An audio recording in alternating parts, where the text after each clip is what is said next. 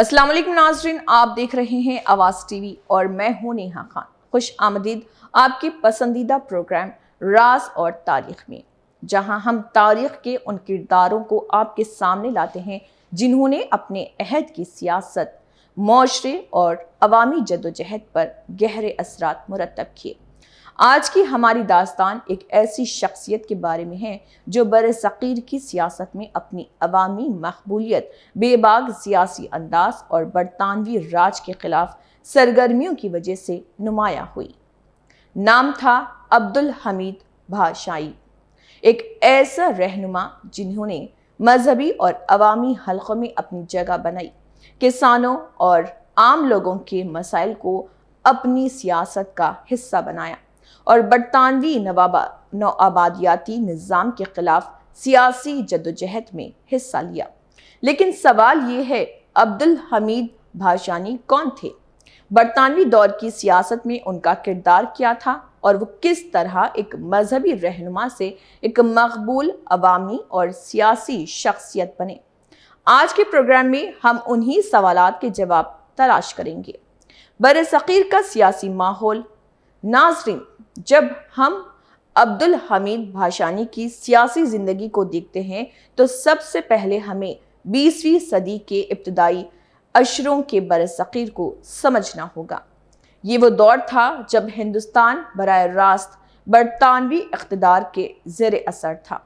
सियासी आज़ादी का मुतालबा बढ़ रहा था, मुख्तलिफ इलाक़ों में अवामी तहरीकें जन्म ले रही थी और किसान, मजदूर और आम शहरी अपने हुकूक के लिए आवाज़ बुलंद कर रहे थे।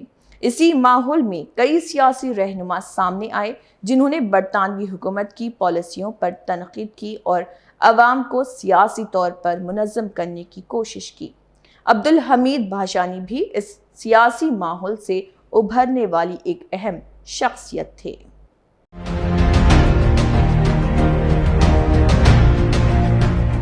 अब्दुल हमीद भाषानी का इब्तदाई सफ़र। अब्दुल हमीद भाषानी का ताल्लुक़ मौजूदा बांग्लादेश के इलाके से था जो इस वक्त बरतानवी हिंदुस्तान का हिस्सा था। उनकी इब्तदाई ज़िंदगी मजहबी तालीम और समाजी सरगर्मियों से वाबस्ता रही। वो एक मजहबी शख्सियत के तौर पर अवाम में जाने जाते थे, लेकिन वक्त के साथ साथ उनकी दिलचस्पी समाजी और सियासी मसाइल में बढ़ती गई। भाषानी ने ख़ास तौर पर गरीब किसानों और आम लोगों के मसाइल को करीब से देखा। देही इलाक़ों में गुर्बत, माशी मुश्किलात और ताकतवर तबक़ात के असर व रसूख ने उनकी सियासी सोच पर गहरा असर डाला। यही वजह थी कि उनकी सियासत में आम आदमी का मसला एक अहम मौजू बन गया। बरतानवी राज के खिलाफ सियासत। नाज़रीन, अब्दुल हमीद भाषानी ने बरतानवी दौर में सियासी सरगर्मियों में हिस्सा लिया। वो उन सियासी रुझानात से मुतासिर हुए जो बरतानवी नौआबादियाती निज़ाम के खिलाफ मज़ाहमत की बात करते थे।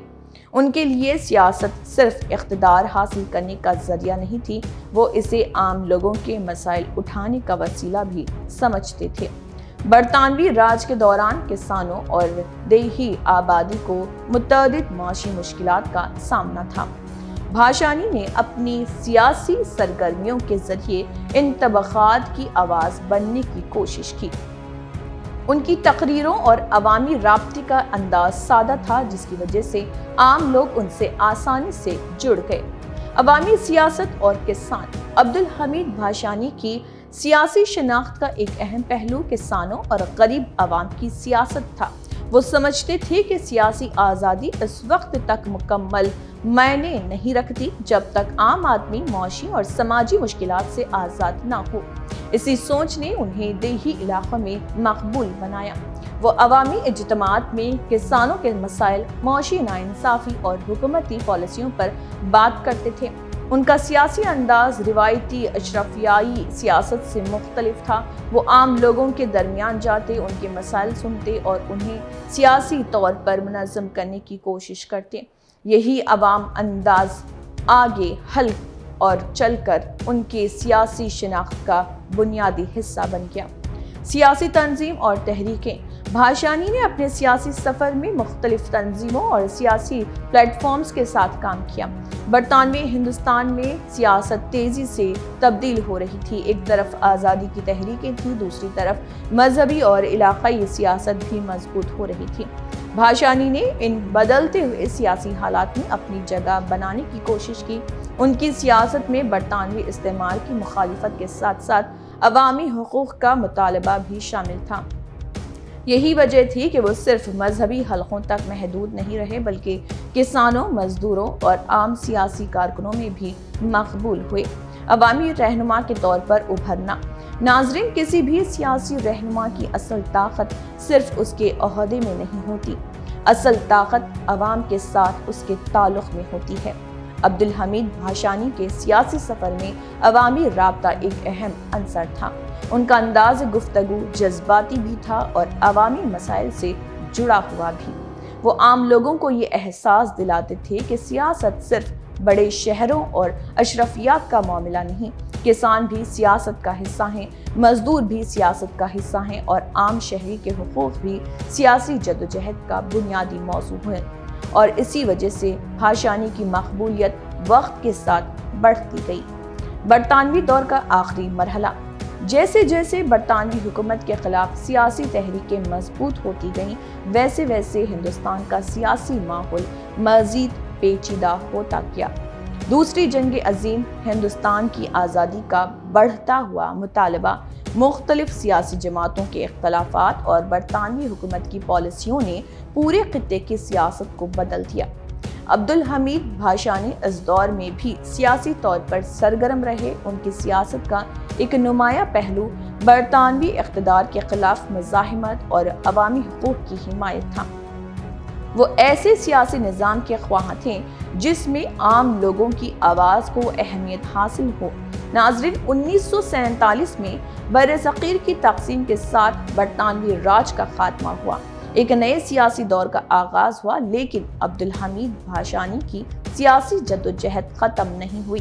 ملک کے قیام کے بعد بھی وہ سیاست میں سرگرم رہے اور عوامی حقوق، معاشی انصاف اور سیاسی آزادی جیسے موضوعات پر اپنی آواز بلند کرتے رہے۔ خاص طور پر مشرقی ہندوستان میں اور ان کی مقبولیت میں اضافہ ہوا۔ وہ مرکزی حکومت کی پالیسیوں پر تنقید کرتے اور مشرقی اور دیگر عوام کے سیاسی اور معاشی حقوق کی بات کرتے رہے۔ یوں ایک ایسا رہنما جو برطانوی دور میں سیاسی سرگرمیوں کے ذریعے سامنے آیا تھا، آزادی کے بعد بھی خطے کی سیاست میں ایک اہم آواز بن گیا۔ تاریخ میں بھاشانی کی جگہ۔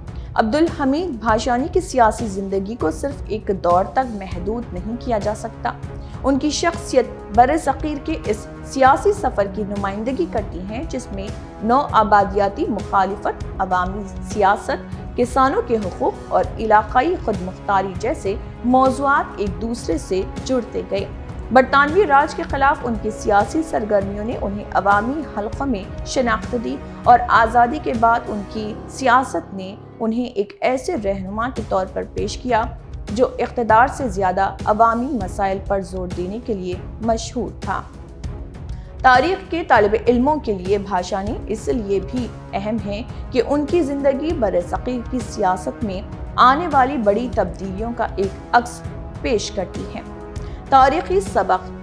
ناظرین، عبدالحمید بھاشانی کی داستان ہمیں ایک اہم سبق دیتی ہے۔ سیاسی تحریکیں صرف بڑے شہروں، بڑے ایوانوں اور بڑے ناموں سے نہیں بنتی۔ ان تحریکوں کے پیچھے وہ لاکھوں عام لوگ بھی ہوتے ہیں جو اپنے حقوق، آزادی اور بہتر مستقبل کے لیے آواز اٹھاتے ہیں۔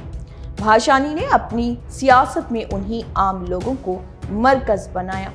برطانوی دور میں ان کی سرگرمیوں نے انہیں ایک مزاحمتی رہنما کے طور پر شناخت دی، جبکہ بعد کے دور میں وہ عوامی اور علاقائی حقوق کے ایک اہم سیاسی ترجمان بن گئے۔ ان کی زندگی برصغیر کی اس پیچیدہ تاریخ کا حصہ ہے جہاں آزادی، سیاست، عوامی حقوق اور علاقائی شناخت کے سوال ایک دوسرے کے ساتھ جڑے ہوئے تھے۔